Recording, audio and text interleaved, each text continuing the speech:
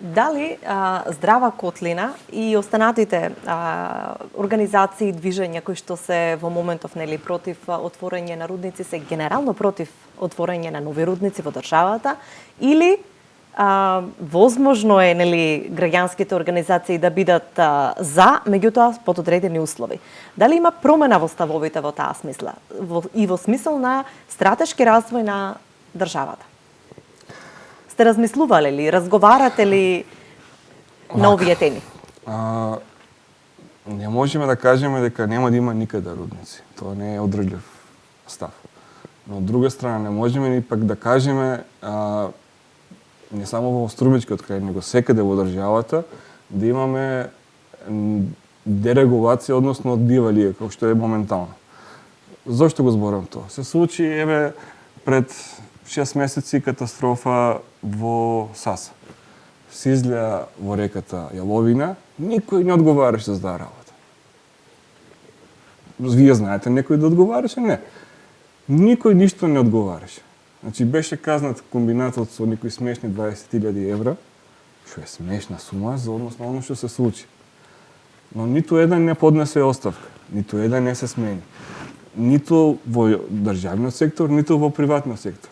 Ме разбирате? Значи, почината ватка, работници се поминува. Тоа не смее да биде така. Родниците, не само родниците, него сите овие еколошки жешки точки во Македонија се случуваат баш од таква дерегулација.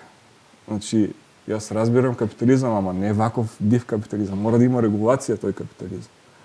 Со пари не се купува се. Разбирате? Во однос на родниците, дали треба да ги има? Да, треба да ги има, ама таму каде што стратешки одговараат.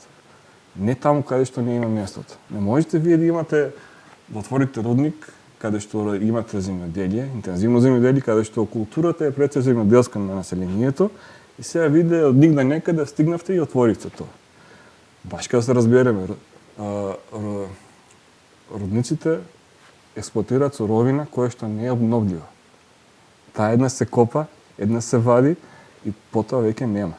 Но последиците може да видат со илјадници години. Значи, многу мора да се внимава што се прави, како се прави и кога се прави. Значи, во случај да имаме технологија која што гарантира наистина безбедно екстракција на тие минерали, може да се размисли. Но моментално нема таква технологија. Зашто сведоци сме што се случува низ светот. А не сакам утре да не има насијање. Ме разбирате?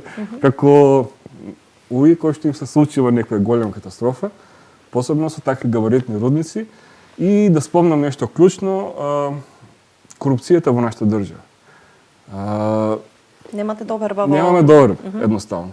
Не само за тоа, зашто видовме што се случува конкретно со студиите на Евромакс. Замислете, тие тестирале 600 земјотреси во нивните студии, но ниту еден не беше од нивните студии, тие земјотреси не беше повисок од 6 степени Рихтер.